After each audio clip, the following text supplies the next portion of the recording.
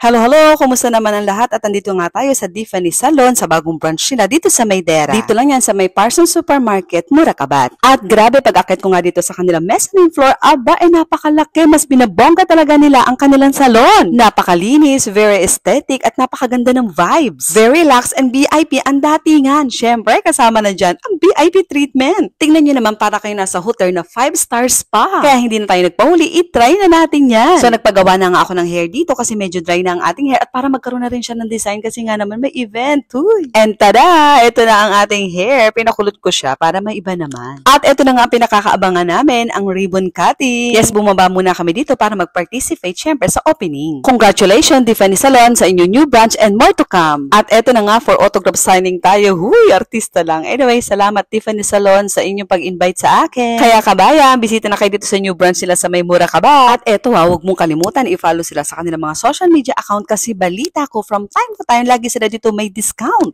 Ay grabe, ang galing nga pala na mga nag-perform dito. Congrats sa inyong lahat. At after ng opening ceremony nga, umakit uli kami dito sa taas para syempre mag-pamper. At nauna na nga dyan si Tatsuki Events at hindi lang yan, naandito din ang ibang mga influencer ng Dubai. Hindi ko na nga lang nasama yung iba sa video kasi nga naman busy ang lahat. Eto na nga ang hindi mawawala sa Tiffany, ang kanilang pa-snacks na lagi namin inaabangan. Naguy. At eto pa ang paborito ko dito, yung pag nalobat ka, meron silang available na charger. So ayun, share ko lang. So paano? Kita-kits next time. Thanks for watching. Bye-bye!